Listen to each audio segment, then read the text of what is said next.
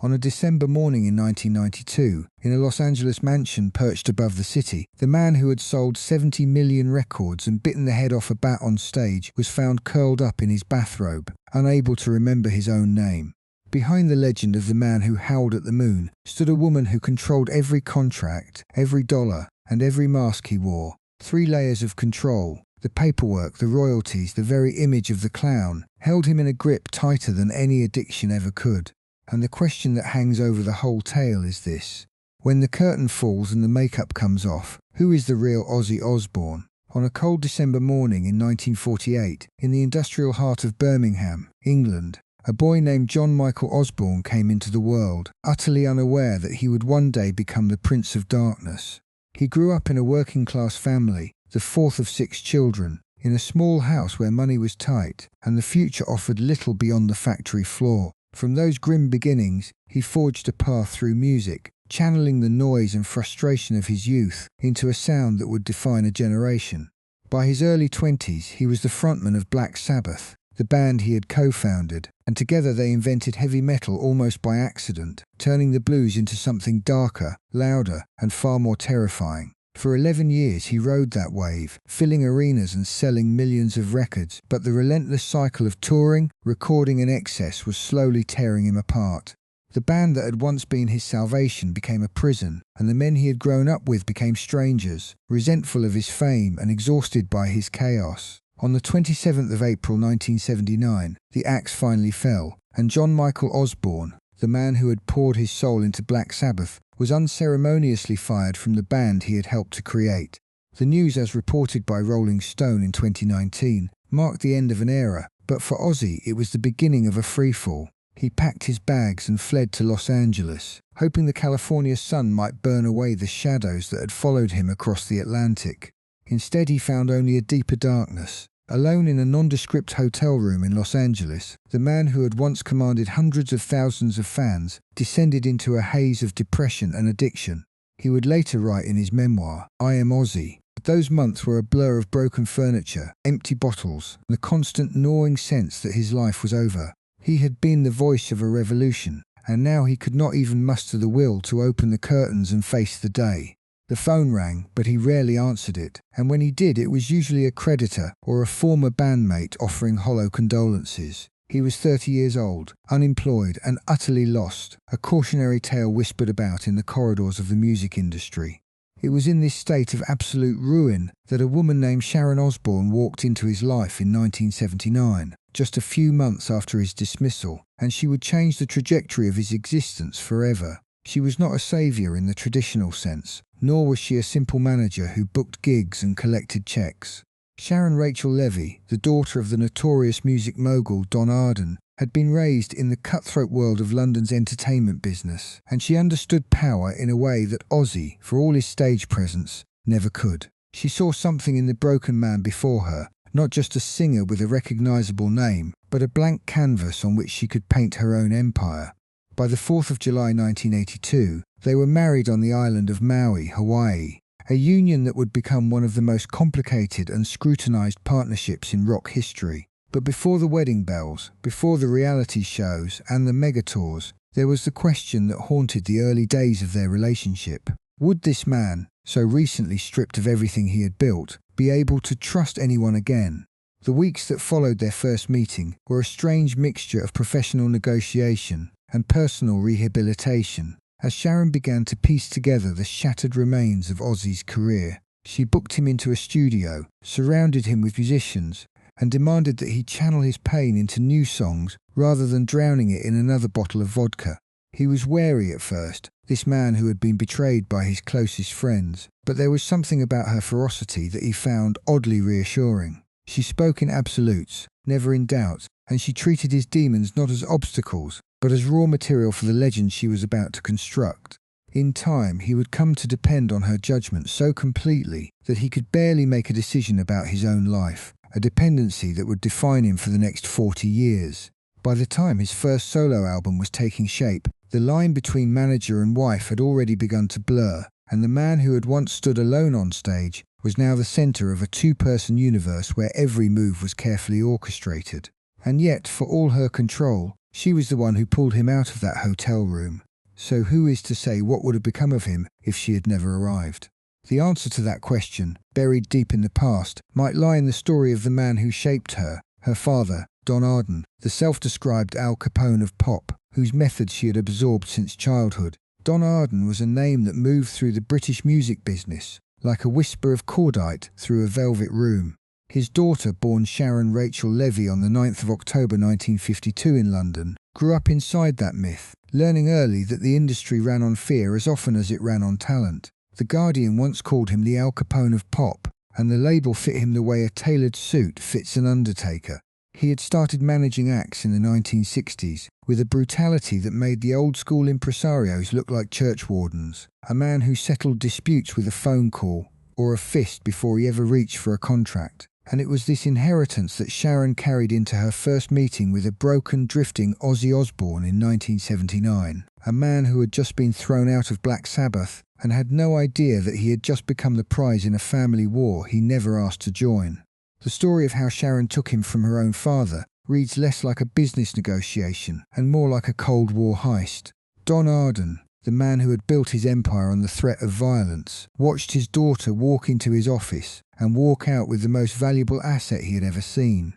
Sharon had been working for her father for years, running errands, booking shows, learning the trade from the inside, and she knew exactly how the old man operated. She had also seen him bring out a gun before one afternoon in a cramped office, using the barrel to punctuate a point about contracts and loyalty. Now she would turn that same lesson against him, quietly convincing Ozzy that she, not her father, was the only person who could save him. Don Arden never forgave her, and the feud that followed dug a trench between them that would never be filled. But the real venom was reserved for the years that followed. Sharon had not just stolen a client. She had taken the one man who could turn her father's kingdom into a footnote. Don Arden claimed, for the rest of his life, that Ozzy belonged to him by verbal agreement, and he watched from the sidelines as his daughter built a global empire out of the very voice he had hoped to own. He tried to sue, he tried to threaten, he tried to pull whatever strings remained in his collapsing network, but the daughter he had trained had learned too well. The old man had taught her that the music business was a jungle, and she had simply become the better predator. Every hit Ozzy scored, every dollar that rolled in, was a fresh knife in her father's back, and she made certain he felt every single one. The end came in 2004 in a cramped Los Angeles apartment where Don Arden died broken alone, a man who had once made grown executives weep with a single phone call. His daughter did not attend the funeral, and neither did her husband. The Independent would note, years later, that Sharon offered no public condolence, no letter, no wreath, nothing that might have smoothed the edges of a wound that had festered since 1979. It was a silence louder than any eulogy, a final act of control that extended even beyond the grave. So when you hear the story of Ozzy Osbourne, remember that the woman who took the wheel of his life had been driving through hostile territory since childhood. Sharon had watched her father pull a gun on a man to make him sign, and she had absorbed every lesson without ever needing to fire a shot herself. The question that hangs over the rest of this story is not whether she loved Ozzy, but whether a person raised in that crucible can ever know where protection ends and possession begins. And what she did next, with a young guitarist named Randy Rhoads, would test that line in ways nobody could have predicted. The morning of March 19th, 1982 began like any other stop on the road, but it ended with a phone call that would rattle the foundations of heavy metal. Randy Rhoads, the prodigious 25-year-old guitarist who had redefined what Ozzy Osbourne's solo sound could be, was dead.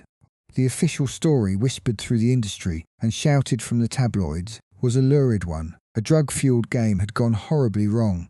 Yet the reality, pieced together by investigators and reported by publications like Rolling Stone years later, was far more mundane and infinitely more tragic. The plane, a small Beechcraft, was being flown by the band's tour bus driver, Andrew Aycock, a man whose pilot's license was not valid for the aircraft he was operating. He was giving joyrides to the crew, buzzing the tour bus in an act of reckless bravado. Autopsy reports confirmed no drugs or alcohol in Aycock's system, dismantling the convenient myth of a wild rock and roll casualty. There was no decadent party, no final, fateful indulgence. There was only a foolish stunt, a clipping wing, and a fiery crash into a garage near the bus.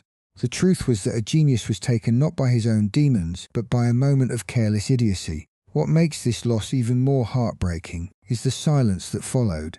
Randy's father, a man grieving the loss of his son, wrote a letter to Sharon Osbourne demanding an explanation for why his boy was in that small plane while the rest of the band travelled on the ground. That letter was never answered. The silence from the Osbourne camp was absolute, a void where accountability should have been. It was a callous indifference that transformed a tragic accident into a source of bitter frustration. How does a man who built his career on this young man's talent simply refuse to acknowledge a grieving father's plea for the truth? The question hung in the Florida air, unanswered, as the band packed up and moved on. Randy was a reserved, classically trained musician who had elevated Ozzy's music into something artful, yet he was treated as little more than a replaceable part in the machinery. The man who saw his worth was gone, and the woman who had placed him there was now curiously silent. This is a sobering lesson in protecting your legacy. Record every single writing session, every jam, every scratch idea on a tape recorder, because in the harsh world of music business, if you didn't capture the moment you wrote it, it can be claimed by someone else. Randy Rhoads never had the chance to safeguard his own musical future, and his father never even got a reply. It makes you wonder, if this is how a musical genius was treated in death, what financial battle was brewing over the songs he left behind? As the wreckage cooled, the fight for the life's work he had just created was already beginning. The fuselage hit the bus with a sound that no one on the ground could fully process at first, a violent metal groan that echoed across Orlando, followed by a fireball that turned morning into a terrible noon. Ozzy, who had been asleep in another bus, woke to the screaming of his crew, running outside to see the wreckage of the small aircraft split against the side of the touring bus that had carried his band through the night. There was no syringe on the pilot's seat, no bottle in the cockpit, just the body of Andrew Aycock, a man whose license should have never allowed him to take the controls. Investigators would soon confirm that the blood tests from the surviving pilot came back clean, yet the rumour mill, hungry for scandal, spun a different tale entirely. The headlines whispered about a reckless drug-fueled stunt, a party gone wrong, but the official report painted a far more mundane and tragic picture of a joyride that had gone horribly wrong. Randy's father, a man who had taught his son the very chords that would define a generation, received the news in a phone call that shattered his world into pieces no amount of time could glue back together. He wrote to Sharon, not with anger at first, but with a desperate need for clarity, asking why his son had been allowed to board a plane with an unqualified pilot when the band had a perfectly good bus at their disposal. The letter was polite, precise, the kind a father writes when he still believes the world operates with logic and fairness. No reply ever came, not a single word of condolence, beyond a formality, not a single acknowledgement that the young man who had poured his soul into her husband's records had been failed by those who managed him. The silence was a second death, a slow erasure of Randy's importance in the eyes of the very people who had profited from his fingers. Sharon Osbourne, so vocal in so many battles, has never once, in 4 decades, publicly addressed the question of why Randy Rhoads was flying in that plane, or who made the call to let him go up that morning. She built an empire on the backs of men like Ozzy, but Randy was different. He was the one who had saved her husband's career from the gutter, and yet he received less protection than a roadie. The other band members, those who survived, remember Randy as a kind, quiet soul who spent his off hours practicing scales on a classical guitar, not chasing thrills in the sky. They know the truth that Aycock was showing off for the tour hairdresser, cutting the plane close to the bus in a stunt that required precision he didn't possess. But that truth never sold as many magazines as the lie. So the myth persists, a toxic seed planted by lazy journalism, watered by a family's refusal to correct the record, that Randy Rhoads died because he was a drug addict playing with fire. In reality, he was a passenger on a ride he didn't choose, at the mercy of a pilot he had no reason to doubt, in a country where regulatory oversight meant little in the backwoods of a tour stop. His father died years later, never having received the response he deserved, carrying the weight of that unanswered letter to his own grave. And the music industry, so quick to eulogise with guitar picks and tribute shows, quietly filed away the liability, paid out the insurance, and moved on to the next tour. Randy Rhoads gave Ozzy a second life, and in exchange his own life was left as a footnote in the tabloids, a cautionary tale that wasn't even true. Now as the lawyers circled the estate, the real battle over his legacy was just taking off. a fight that would leave his name tangled in contracts and credits, far from the clean, tragic artistry of his final year. Some songs arrived with the force of a demolition crew, but the one that would define an entire solo career was written in the time it takes to boil a kettle.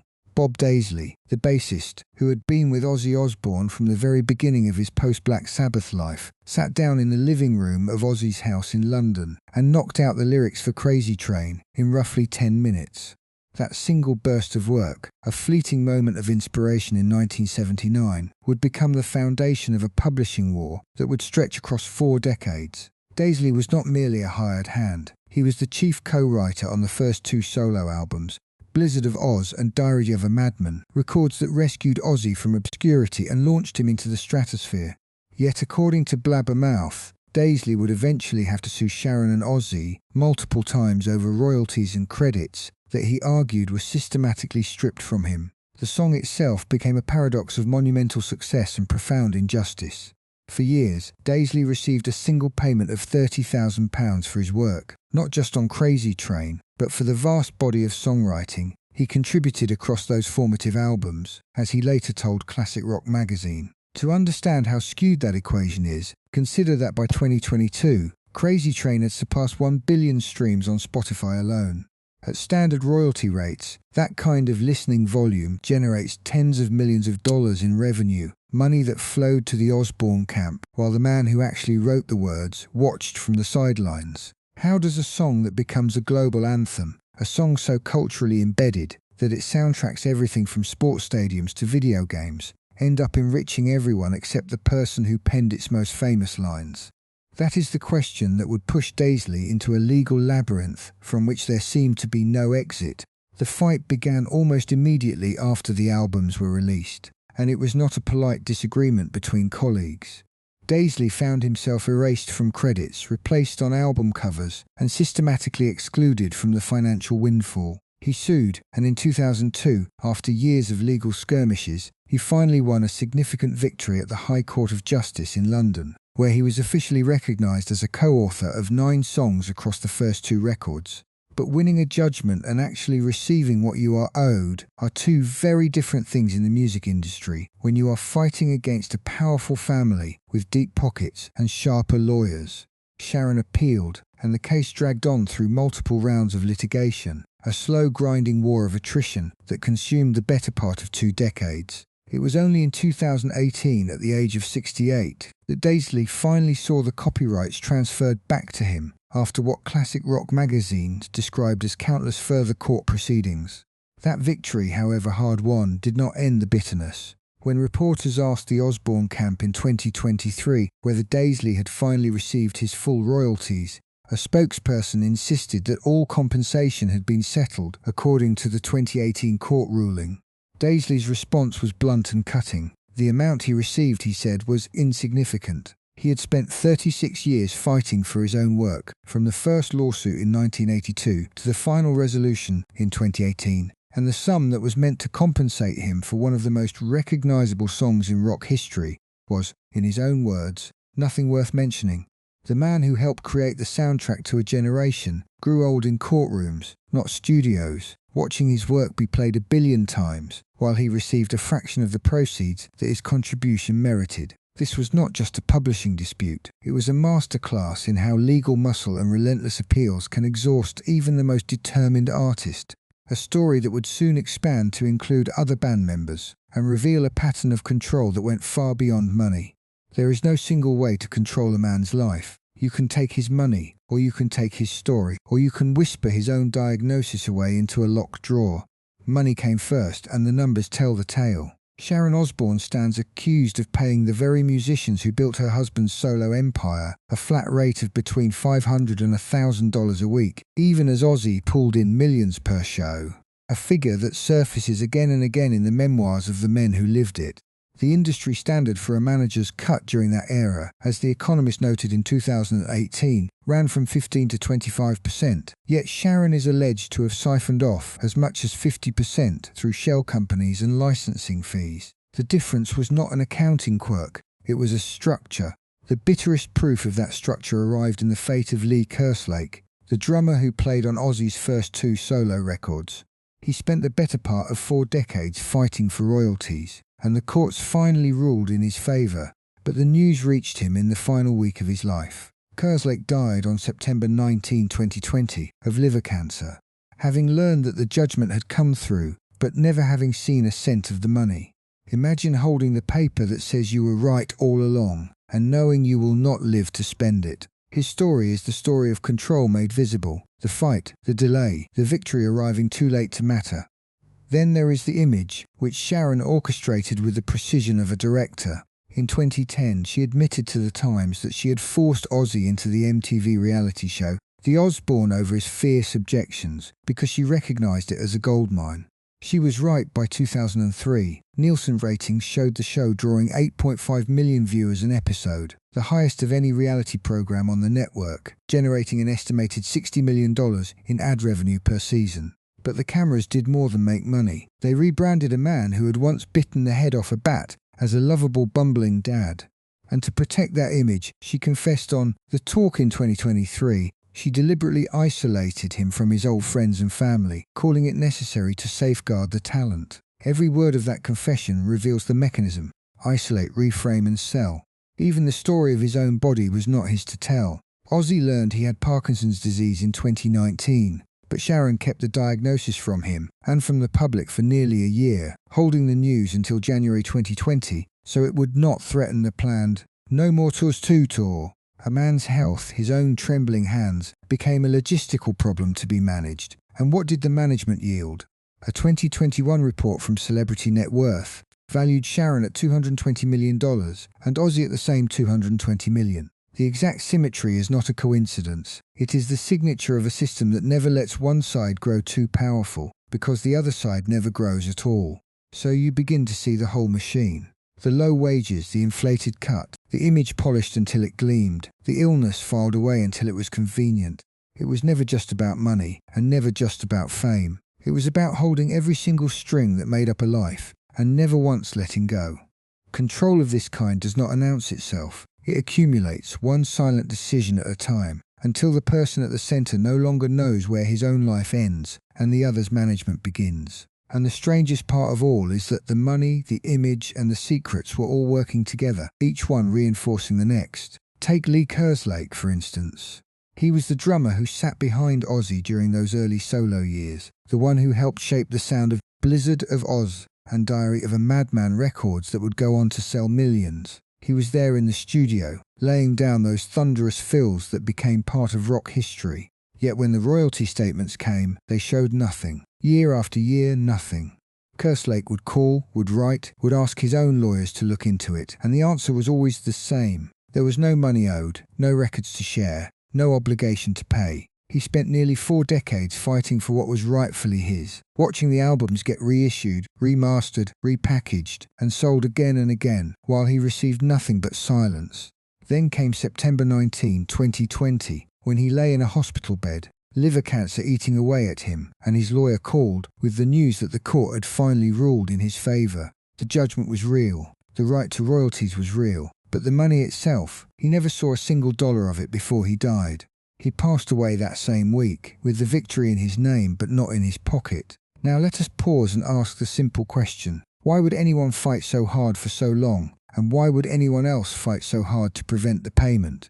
The answer sits in the mechanics of control that Sharon built around every aspect of Ozzy's world.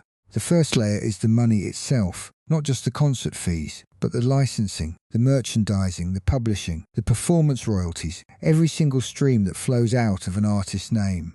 According to a 2018 analysis by The Economist, standard management contracts in the American music industry between 1970 and 1990 allowed managers to take between 15 and 25% of an artist's income.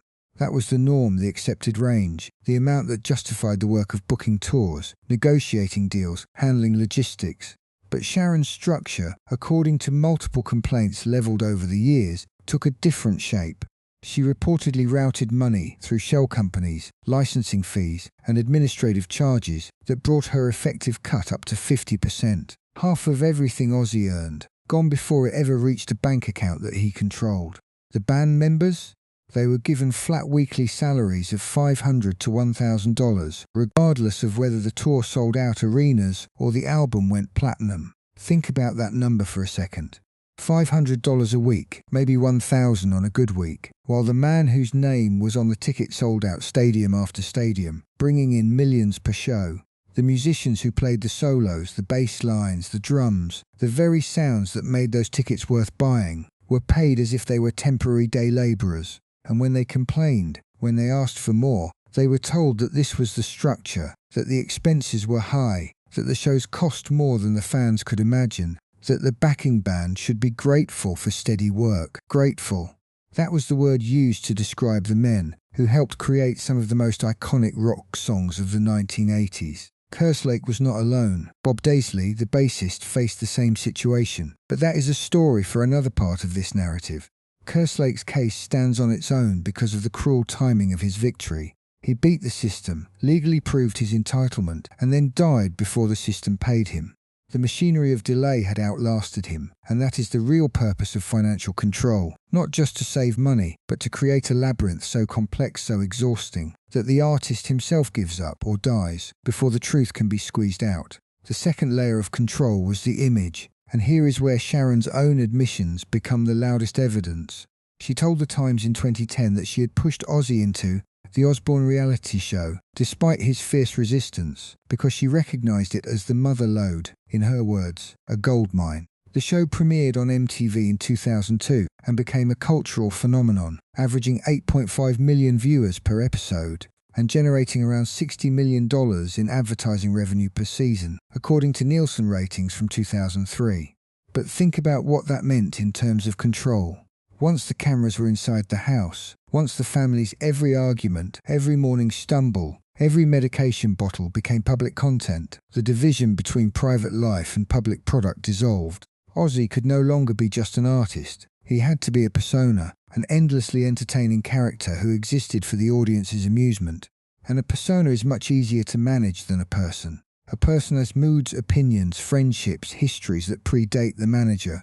A persona has only the traits assigned to it by the editing room. Sharon understood this instinctively, and she built an empire on it, but not without cost.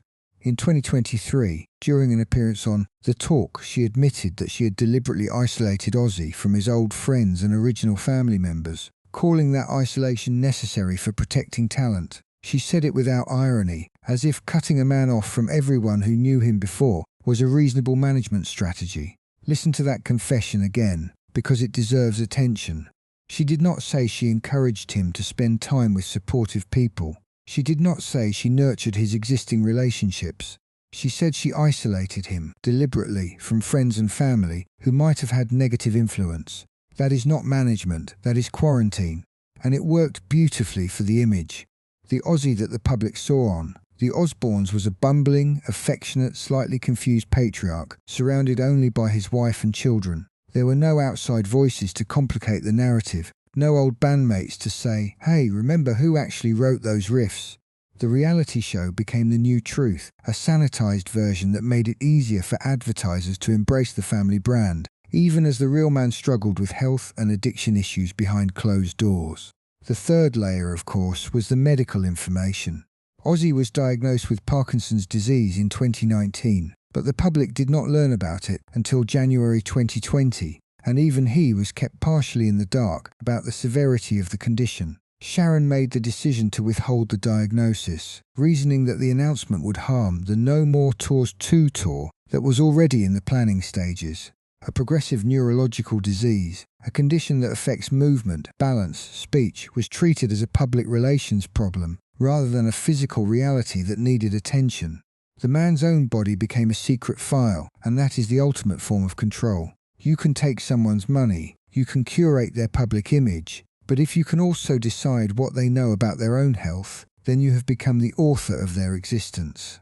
Ozzy learned about his own diagnosis from the same media strategy meeting where the decision to delay the announcement was made, or perhaps he did not fully grasp it even then. In the months that followed, he continued rehearsing, planning, preparing for a tour that would eventually be postponed and then cancelled as the pandemic swept the globe. The symptom of the disease, the tremors, the stiffness, the subtle changes in his walking gait, were attributed to age, to exhaustion, to everything except what they actually were. And the whole time, the machine kept running, the family brand kept spinning, the contracts kept flowing through the same channels that had been constructed decades earlier. The money, the image, the secrecy, they all fed each other. The isolation ensured that no one close to Ozzy could question the arrangement. The image ensured that the public loved the family brand and bought the products. The secrecy ensured that no inconvenient truths, like a Parkinson's diagnosis or a royalties dispute, would disrupt the revenue stream. Scholars at Keele University spent years mapping the fallout of rock's family-run dynasties, and their 2015 study landed on a stark conclusion. Artists managed by relatives enter copyright litigation at 2.5 times the rate of those who hire outside professionals. The numbers emerge from 4 decades of music history, stretching from 1980 to 2020, a period that saw the Osbourne empire rise, fracture, and reassemble under the same domestic roof. It is a pattern that begs a question about the very structure of the household as a business unit. When the manager shares your bloodline, the boundaries between loyalty and obligation begin to blur. A media analysis from the University of Westminster in 2019 examined British press coverage of Ozzy across nearly 50 years, and the ratio is almost impossible to ignore. 7 out of every 10 articles place Sharon at the centre of the story, a proportion that has no parallel among his rock contemporaries. Love him or loathe him, the public narrative became a two-headed creature. The man on stage, the woman pulling the strings behind the curtain. That persistent framing did more than sell newspapers. It quietly redefined how the world understood his entire career. Meanwhile, the broader industry was bleeding out from its own wounds. A 2020 report from the UK's Department for Culture estimated that music business loses a staggering £1.2 billion annually to rights disputes, and the lawsuits, born from 80s rock loom, disproportionately large in that accounting. These legal battles have been chewing through the courts for decades, leaving a trail of exhausted musicians and depleted estates. Nowhere does the human toll become more visible than in the story of Zakk Wylde, the guitarist who joined Ozzy in 1987 and became the most loyal figure in the band's entire history. Wylde has admitted in interviews that he never received a single cent from record sales or merchandise bearing his own image, yet he declined to sue because he regarded Ozzy as a brother. He worked for a weekly wage while the empire around him multiplied its millions. He described himself as indifferent to the money, but he also acknowledged that many of his colleagues walked away purely for financial reasons. The loyalty ran one way while the profits ran another. Sharon's reputation among other artists tells a similar story. Rolling Stone reported in 2010 that the Smashing Pumpkins and Mötley Crüe both accused her of inflating prices and stacking unfavourable terms whenever they shared a bill with Ozzy. A concert tour becomes a battlefield where the manager's tactics dictate every negotiation. An analysis from Louder Sound in 2021 calculated that the Osbourne enterprise grossed roughly $3.5 billion between 1980 and 2020 across albums, tours and merchandise, while former band members recovered less than 0.5% of that sum through litigation. The scale of that disparity does not feel like accident. It looks like architecture. When one party controls the books, the contracts and the image, everyone else is building a house they will never own. The lesson here applies far beyond the rock world. Any creative partnership demands financial transparency. Both sides need equal access to the ledgers of income and expense, and neither should hold complete dominion over the numbers. The evidence from every corner of this story points to the same uncomfortable fact. This was never merely one couple's private arrangement. A systemic pattern had taken root across the entire business. The Keele University study from 2015 examined 4 decades of rock history, from 1980 to 2020, and the data painted a stark picture. Artists who handed management duties to relatives faced copyright lawsuits at a rate 2.5 times higher than those who hired external professionals. That is not a coincidence. That is a structural flaw embedded in the emotional dynamics of family business. When love and money share the same table, the boundaries blur until no one remembers where one begins and the other ends. The study tracked contract disputes, royalty battles, and publishing rights conflicts, all of them following the same predictable pattern of internal betrayal and external blame. The Westminster University research from 2019 added another layer to this disturbing portrait. Media scholars analysed every major British newspaper article about Ozzy Osbourne from 1970 to 2019, and the results defied conventional expectations. 7 out of 10 articles positioned Sharon at the centre of the narrative, a ratio that dwarfed every other rock musician in the study. Icons like Mick Jagger, Robert Plant and Roger Daltrey appeared in coverage that focused on their music, their voices, their stage presence. But Ozzy's coverage consistently shifted toward the woman behind the throne, the architect of the empire, the gatekeeper, who decided who got in and who got left outside in the cold. Why would journalists frame it that way, unless the reality of the situation demanded that framing? The financial toll of this dysfunction reached staggering heights. The UK Department for Culture reported in 2020 that the British music industry hemorrhaged an estimated £1.2 billion every year due to copyright disputes, with litigation stemming from 1980s rock acts forming a substantial portion of that burden. Millions of pounds that should have flowed to artists, songwriters and session musicians instead disappeared into legal fees, settlement payments, and the pockets of lawyers who grew wealthy off the industry's toxic habits. The system did not fail by accident, it failed by design, through contracts that favoured the powerful and crushed the powerless. Zakk Wylde understood this dynamic better than most. He joined Ozzy's band in 1987 and remained the most loyal guitarist in the group's entire history, standing beside his mentor through decades of touring and recording. In a 2019 interview with Loudwire, Wylde admitted that he had never received a single penny from album sales or merchandise bearing his image, his likeness, or his name. The guitars he played, the riffs he wrote, the performances he gave, none of it translated into residual income. Wylde explained that he only received a weekly salary when actively working with Ozzy, and nothing when the tours ended. Asked why he never filed a lawsuit, Wylde shrugged and said he respected the Osbourne family too much to drag them through the courts. He called Ozzy his brother, and he meant it, even as he acknowledged that many of his colleagues had walked away precisely because of those financial conditions. His loyalty was admirable, but it also highlighted how the industry rewarded devotion with nothing more than a paycheck. The accusations from other artists painted an even darker picture. Rolling Stone reported in 2010 that the Smashing Pumpkins and Mötley Crüe both claimed Sharon deliberately inflated prices and stacked unfavourable terms whenever they shared a bill with Ozzy. These were not minor complaints from disgruntled opening acts. These were major artists with substantial leverage, and they still found themselves outmanoeuvred.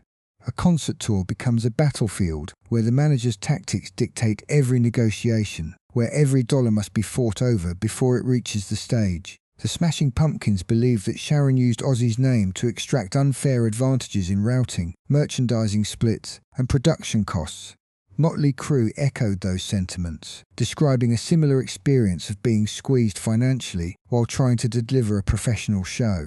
An analysis from Louder Sound in 2021 calculated that the Osbourne enterprise grossed roughly $3.5 billion between 1980-20 across albums, tours, and merchandise, while former band members recovered less than 0.5% of that sum through litigation. The scale of that disparity does not feel like accident, it looks like architecture. When one party controls the books, the contracts, and the image, everyone else is building a house they will never own. The lesson here applies far beyond the rock world. Any creative partnership demands financial transparency. Both sides need equal access to the ledgers of income and expense, and neither should hold complete dominion over the numbers. The evidence from every corner of this story points to the same uncomfortable fact. This was never merely one couple's private arrangement. A systemic pattern had taken root across the entire business. The numbers tell a story that individual anecdotes cannot capture on their own, but together they form an unmistakable pattern of exploitation, dressed in the language of family loyalty. Artists entered these arrangements with hope and trust, only to discover that the people they loved most had become the gatekeepers of their careers and the architects of their financial ruin. The $3.5 billion that flowed through the Osbourne empire over 4 decades represented not just wealth, but control, the kind of control that allowed one person to decide who flourished and who starved. The 0.5% recovered by former band members was not just a statistic, it was a monument to the power imbalance that defined an entire era of rock music. As more stories emerged from other acts and other managers, the conclusion became unavoidable. What happened with Ozzy and Sharon was simply the most visible example of a widespread phenomenon. The 2015 Keele University study examined 40 years of rock history from 1980 to 2020, analysing hundreds of artist-manager relationships across the United Kingdom and the United States. The researchers controlled for genre, era, commercial success, and label type, and still found that artists managed by relatives filed copyright infringement lawsuits at a rate 2.5 times higher than those with external professional management.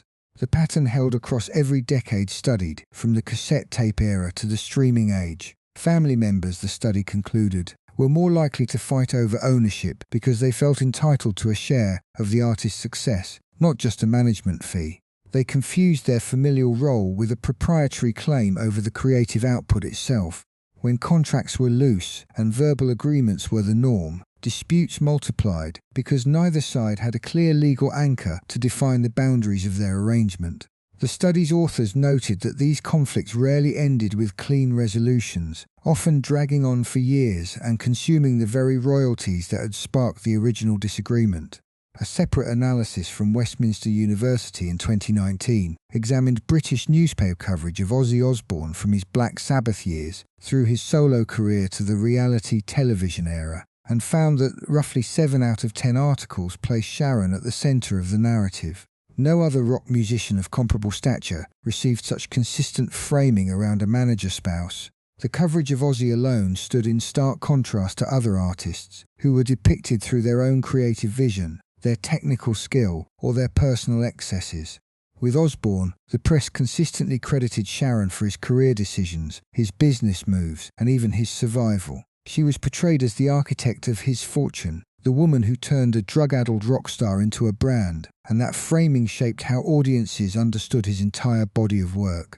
The band was never just 5 musicians, it was a family business with a singular figurehead, and that narrative spilled into industry perception, investor decisions, and even the musicians' own sense of their worth. The financial damage extended beyond individual cases to the entire British music industry. When the Department for Culture published its 2020 report, the numbers confirmed that copyright disputes across rock acts from the 80s were costing the sector an estimated £1.2 billion each year in legal fees, lost revenue, and stalled projects. That staggering figure represented money that could have gone to recording new albums, funding emerging talent, or supporting independent venues, but instead it was funneled into litigation and compensation claims. The report highlighted that many of these disputes shared a common thread. They emerged from informal family arrangements, where rights had been transferred without proper legal documentation. The very closeness that made these relationships possible in the early days became the source of their undoing when success arrived. Without clear contracts, everyone involved assumed they would be treated fairly until they weren't. Zakk Wylde's case illustrated the personal toll of this systemic dysfunction. The man who played guitar for Ozzy for over 3 decades, arguably the most loyal figure in the entire Osbourne orbit, acknowledged publicly that he never received royalty payments from merchandise bearing his image. In 2019, he told Loudwire that he earned a weekly salary when working with Ozzy, but received nothing from album sales or the shirts and posters sold at countless venues. Wylde maintained that he did not resent this arrangement because he viewed Ozzy as a brother figure, someone he respected deeply despite the business realities. His loyalty, however, earned him nothing beyond that weekly check, and he admitted that other musicians he knew had left the industry entirely because their financial arrangements with family-managed acts had left them unable to pay their mortgages. Wylde chose silence and acceptance over confrontation, but his acceptance merely highlighted how normalised these unfair structures had become. The Smashing Pumpkins and Motley Crue both publicly accused Sharon Osbourne of inflating costs or imposing punitive terms in their dealings with her during shared tour itineraries and festival appearances. Billy Corgan described negotiations that involved excessive fees and impossible deadlines, while members of Motley Crue told Rolling Stone that they had to fight for basic transparency in joint ventures. These accusations painted a portrait of a manager who understood leverage and used it ruthlessly, not because she needed the additional revenue, but because she controlled access to a valuable product that others desperately wanted. The pattern repeated across multiple acts, multiple years, and multiple interactions, reinforcing the conclusion that this was not a misunderstanding but a deliberate business strategy. What made this phenomenon so dangerous was the way it masqueraded as family loyalty, making it difficult for artists to voice their grievances without appearing ungrateful. How could a musician accuse a manager of being unfair when that manager was also someone they loved, someone who had welcomed them into their kitchen and attended their children's birthdays? The personal intimacy of these arrangements created a silence that protected the exploiter while punishing the exploited. The artists who spoke out often faced public backlash, accused of turning on benefactors who had given them careers, and that social pressure kept many more quiet than the legal system ever could. The industry as a whole shied away from reform because the problems seemed too personal, too entrenched in messy human relationships to address with policy changes, and so the exploitation continued, generation after generation, because no one wanted to be the one who broke the code of silence. The lesson for artists and their families who wished to avoid this fate was straightforward but revolutionary in practice. Financial transparency had to be non-negotiable from the very first transaction, regardless of how much trust existed between the parties. Both the artist and the manager needed equal access to every financial record, every contract, every royalty statement, not as a sign of suspicion, but as a foundation of mutual respect. Without that openness, even the most loving relationships were doomed to eventually sour into resentment. Because money had an insidious way of corroding trust faster than any artistic disagreement, the record should be reviewed quarterly by an external accountant, not simply by the family member who happened to handle the finances. If either party resisted this basic level of accountability, that resistance itself should be recognized as the first warning sign. Any arrangement that allowed one person to hold all the numbers while others held only hope was a formula for future conflict. This was not cynical but prudent, a way to protect the relationship from the very pressures that were already cracking the industry around them. The $3.5 billion in revenue generated by the Osbourne name over those 4 decades represented a fortune that could have liberated everyone connected to the project. Instead, it became a tool of control, and the former band members who received less than 0.5% of that wealth were not the only ones who suffered. The countless artists who witnessed this arrangement from the outside absorbed the lesson that speaking up meant exclusion, that challenging a powerful manager meant losing your place in the industry entirely. They stayed quiet, they accepted their diminished shares, and they watched as the system continued to consolidate power in fewer and fewer hands. The problem was not Sharon Osbourne alone, and it was not even the Osbournes alone. The problem was woven into the very structure of how rock music operated, where artists traded their freedom for protection, and then discovered too late that the price had been their future. Decades after the first of these disputes began, the industry still grappled with the consequences, and the musicians who had trusted their families most deeply found themselves without any recourse at all. The confessions came from the man himself. In the 2011 documentary, God Bless Ozzy Osbourne, directed by his own son Jack, Ozzy sat in front of the camera and admitted that he was nothing without the woman who had reshaped him. He reportedly said, "I'm a clown, Sharon made me." For many listeners, this was the first time the full weight of his dependence became visible. Ozzy told The Independent in 2007 that his wife handled every financial matter and that he received only a weekly allowance. He admitted to not knowing his own net worth, a stunning admission for a man whose voice and image had generated tens of millions of dollars for decades. The statement confirmed that the control extended far beyond career management. The most complex portrait of their relationship lives in his memoir, I Am Ozzy, published in 2009. There, Ozzy credited Sharon with saving his life at least 5 times when he nearly died from overdoses. But he also described her as a master manipulator in business matters, a woman who could be fierce and ruthless when the bottom line was at stake. In 1992, the marriage nearly collapsed. Sharon discovered Ozzy's affair with his personal hairdresser. The couple separated for 6 months, yet even during the break, Sharon continued to manage his career. When they reconciled, she insisted on a new marriage contract heavily weighted in her favour, which he signed without hesitation. The limits of Sharon's control became clear in 2013 when Ozzy relapsed into substance abuse. He admitted to drinking and using drugs in secret for 4 years without her knowledge. The relapse ended in rehab, revealing that even the most meticulous management system cannot police a person's private mind. Some of the most painful slights from those years were digital rather than physical. Bob Daisley described how he and Lee Kerslake were erased from the album cover of Diary of a Madman after being fired in 1981.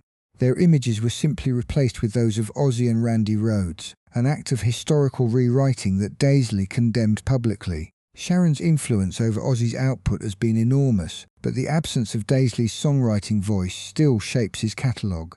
When Patient Number 9 reached the top of the Billboard 200 in 2022, it marked a historic achievement for Ozzy, yet none of the songs written with Daisley were featured.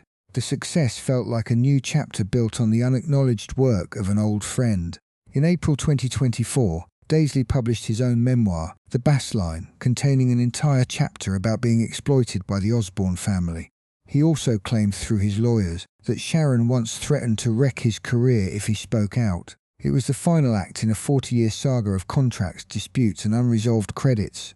To protect your own creative rights in a band, start by getting every contribution in writing. Always register your work with a performance rights organisation like PRS in the UK or ASCAP and BMI in the US, and never let a manager handle the paperwork. If you are ever cut from a record, gather emails, drafts and recordings as evidence, the way Daisley did. Ozzy Osbourne remains a cultural institution, a survivor who outlived the era that made him. But his story is incomplete without the credits and royalties that belong to others. The confession he gave in 2011 was not just about owning his dependence, it was about the legacy that would never fully be his. 36 years of litigation, 1 billion streams, a fortune built on contracts signed in the blur of addiction and fame, and one question that never quite fades into the noise. What remains when the myth is stripped away is not a villain and a victim, but a partnership so total that the line between saviour and captor dissolved long ago. Ozzy gave the world his voice and his chaos, while Sharon shaped the chaos into a machine that ran for decades. And the cost of that machine was paid in erased names, buried truths, and a man who once admitted he was nothing without her. Every layer of control, from the contracts that locked away songs to the image carefully curated for the cameras, was justified as protection, and yet it left a legacy that can never be fully claimed by the man who lived it. The deeper truth is that he became Ozzy Osbourne, the global icon, only by surrendering the things that made him John Michael Osbourne in the first place. His music still plays in stadiums and on endless playlists, but behind every chord lies a story of someone else who helped build it and was told to disappear. That is the uncomfortable lesson hidden inside all that glittering success, one that reaches far beyond the Osbourne household, into every studio and every office where talent meets management. It asks each of us to wonder who truly steers the ship of our own ambitions and what we might unwittingly sign away in exchange for the ride. For Ozzy, the ride was spectacular, a life that defied every odd and outlasted every prediction. But the man who once said he was a clown and that Sharon created him never fully reclaimed the pen from her hand. So the story ends not with a verdict, but with a lingering uncertainty that hangs over the entire career and makes you question the price of fame itself. And the only honest final word is a question left open for every fan and every skeptic to weigh from their own side of the screen.